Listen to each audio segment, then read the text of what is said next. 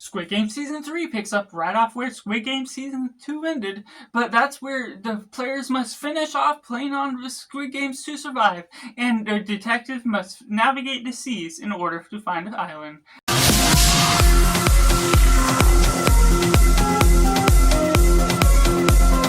Hello and welcome to Cinema, where we focus on the film. I'm Josh, this is Simply Cinema. Let me know down in the comments below what you thought of Squid Game Season 3. Was it good, was it bad, or somewhere right in the middle? Let me know all your thoughts, spoil free, so we can discuss in a great manner for those that haven't yet gotten to see this season. And taking it right into positive, Squid Game Season 3 delivers on yet another well-balanced story that really goes along within the themes that's going about throughout all the seasons. It's a proper story that really tackles these characters in a well-meaningful and delightful manner that still carries the heavy drama, the kills that are well worthwhile, the ones that you want to see killed off, and the ones that go in a suspenseful twist in a way that you aren't expecting, never becoming too predictable, having multiple different turns to its story that shifts the course of what you may be expecting out of the things that are going about, and it creates some new elements to the story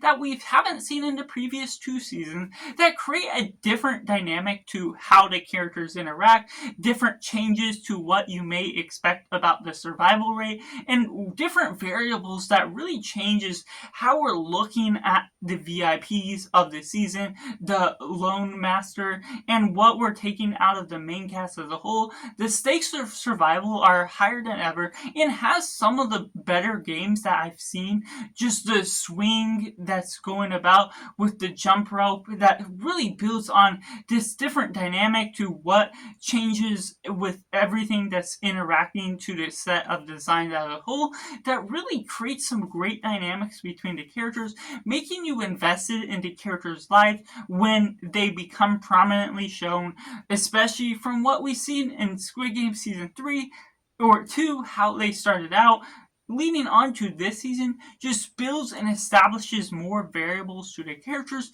that really builds and draws out the show in a great manner to the stakes that are all held at hand. And with the detective story, there's some things that can be a little frustrating in the adventure that we're leading out, but it also has this dynamic to the reveal that we find out about it that becomes so more interesting because of different things, the ideas that are hidden behind what's all going within the investigation at hand, that really pulls out something that's great and meaningful to where we're following along with all the main cast, how they deliver, and the way we're following along the front man as a leading performance that is just really great within what he has to hold with it now that he's a main control of the games as a whole, and that just brings in multiple different factors of the one that is in the pink suit and rebelling, one that is the trans character and doing all these different things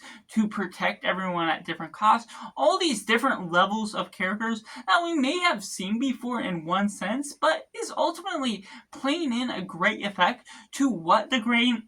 games look like, to the look of the environment, to the look of the setup, certain aspects to the CGI that looks good throughout parts of the show that really pulls off wonders to how this all comes about, the set design, certain aspects of where we're pulling upon the expansion to this film that leads on to a solid ending of the show that really delivers on some things that will certainly get people talking about how things were delivered, well paid off in certain aspects of what you want to see out of these types of shows, and all leading on to the actual finale, the very, very end of the show, that creates a new opening to expand the world even further as it teases one of the future shows that is coming to go. And going into the mix elements, there's some things about this show, about season 3, that becomes a little repetitive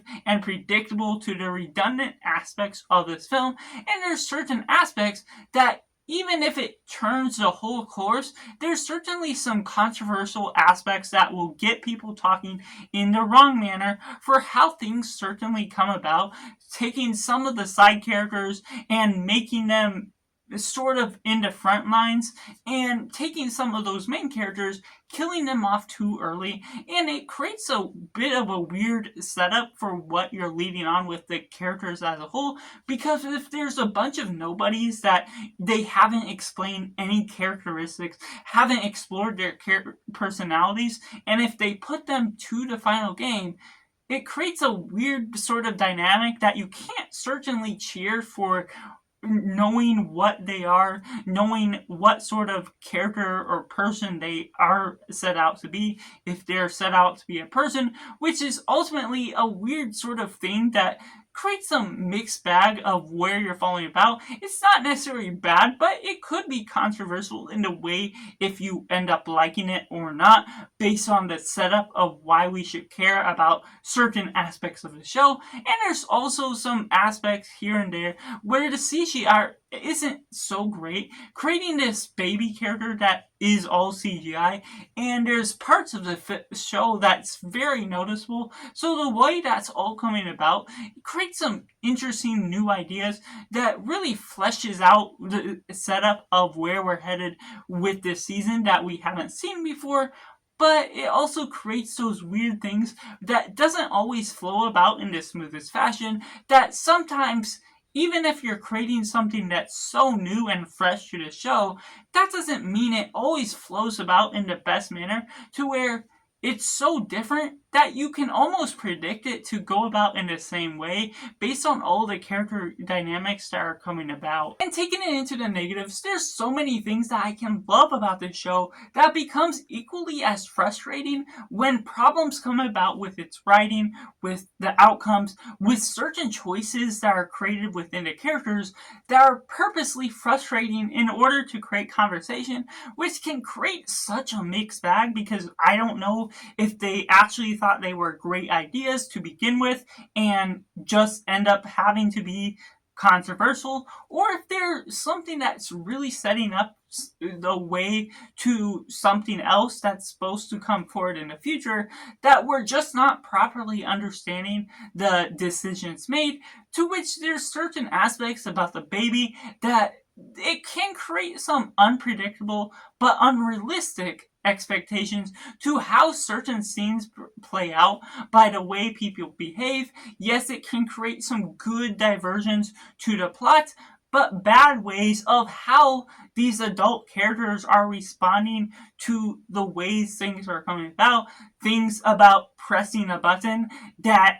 comes and creates some great conversations, but in a bad way, to certain things that are playing out throughout the plot that creates some silly environments that really changes the tone of what you expect out of this show. Yes, it may have the emotions, but it draws things out in a way that feels too long in the way you're playing on this game as a whole, where the first season of this show had 9 episodes and finished all the games within 9 episodes. Season 2 was just the first part of this season. That had 7 episodes. This has 6 episodes. So you see a great problem with the progression of the show that, yes, it has all those added subplots. There's certain things that progress and flesh out the characters in a different way that you didn't see within season 1. But it's a problem because all of these same things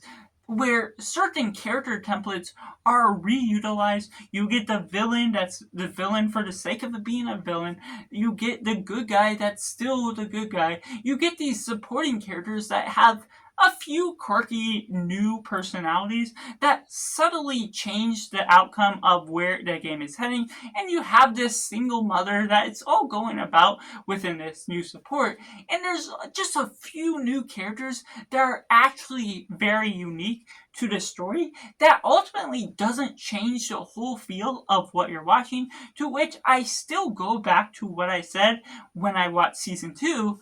to which I feel this is a one season type of show, and once you got into season 2, it became repetitive. Once we got into season 3, it's part 2 to season 2, and it's still repetitive to the nature of that. But even as much as they try and make some things different,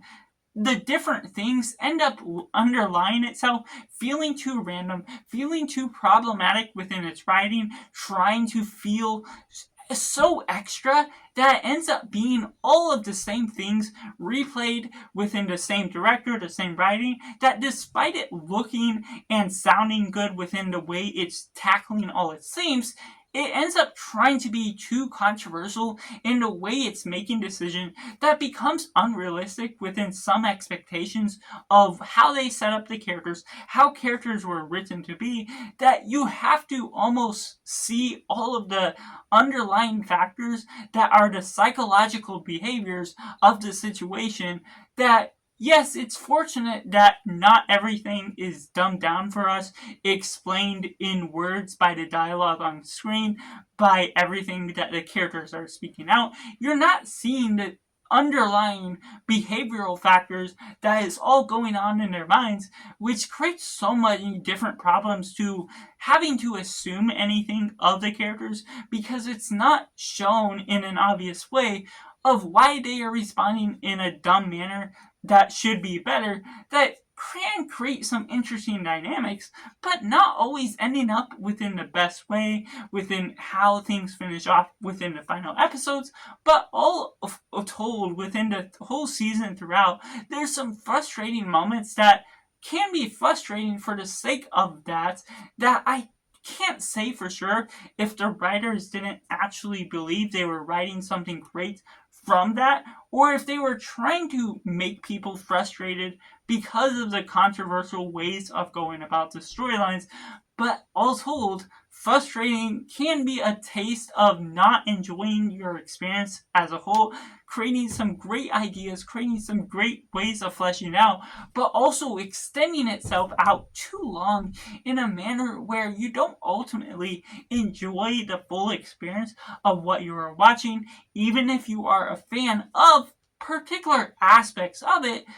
It again goes back to feeling too repetitive to what we got from season 1 in this span of only 9 episodes, which goes on to me talking about the detective plot of the story, the police that are trying to lead on. There's different dynamics, different setbacks to the whole situation that is realistic to the approach that you're going on to the story because of the reasons and motivations behind the captain that is all leading them on the expedition. But that only layers on the frustrations you can have with the show, to which certain aspects of that lead to going nowhere with the shows, which is part of the reason this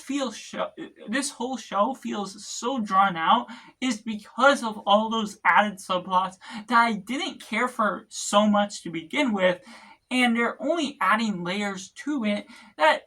just do so much factors that makes the show feel not necessarily poorly written, but doesn't ultimately resolve itself in a way that makes sense, feels like the characters are actually humans on board, that all leads on into a resolution that becomes really frustrating by the end. So that's just my personal thoughts on Squid Game Season 3, that despite all the things that I love and feel it's well progressed within its plot, there's, of course, all the frustrations and negatives to its writing that holds it back. So therefore, I have to rate it as simply 6 out of 10. Let me know down in the comments below what you thought of Squid Game Season 3. Were you more positive? Do you like it? Do you not like it? Or is this somewhere right in the middle? Or if you're waiting for this review and now going to end up watching the show or not, make sure to like this video if you enjoy it. Subscribe if you haven't already to join in film culture community where we talk about the love of cinema as a whole. So that's just all, and make sure to do yourself a favor and go watch a movie.